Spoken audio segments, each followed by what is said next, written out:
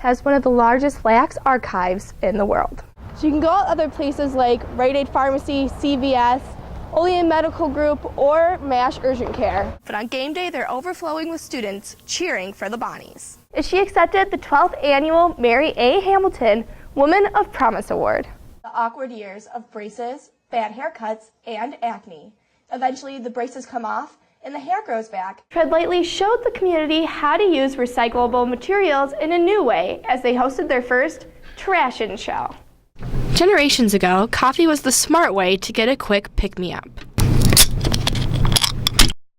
But today's consumers are turning to something a bit more intense. Energy drinks are easily found on college campuses, especially in the hands of stressed students. I think I probably had like 3.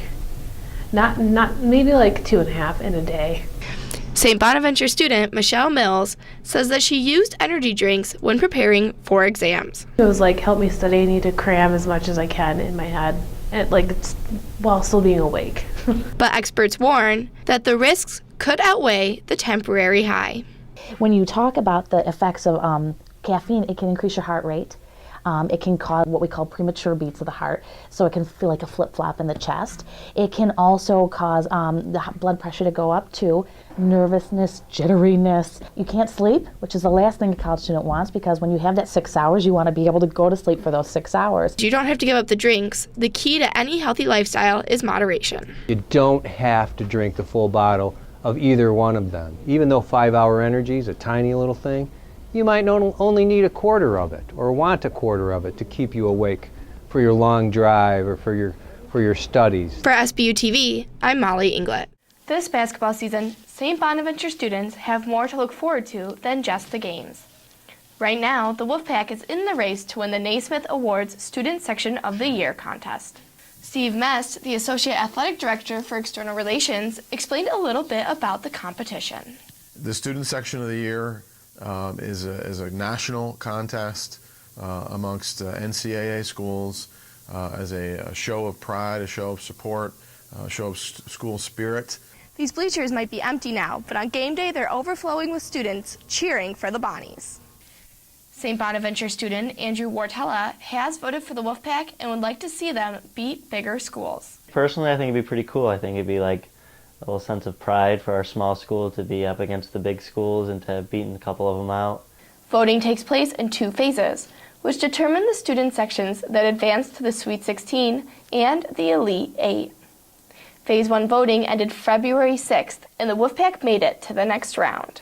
Anyone can vote for the Wolfpack by going to facebook.com/ILoveCollegeHoops and logging in with their Facebook account or with an email address.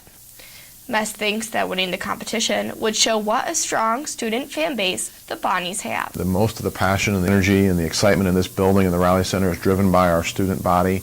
The winning student section will receive $10,000 for their school's General Scholarship Fund. For SBU TV, I'm Molly Inglut. This past week, Tread Lightly showed the community how to use recyclable materials in a new way as they hosted their first Trashin' Show.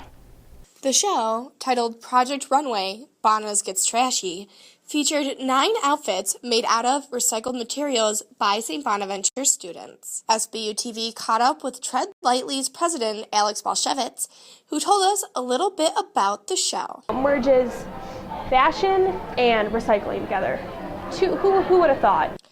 After the models showed off their eco-friendly looks, they mingled and took pictures, while the crowd enjoyed refreshments and voted for their favorite look to win Most Creative, Most Upcycled, or the highest honor of the night, Top Trashnista. The showroom was filled to capacity, and audience members were glad they came. Shows you a way to recycle in a different type of way other than just throwing it in a recycling bin. Just the energy that was in that room and the students who participated, it was just wonderful. For SBU TV, I'm Molly Inglut.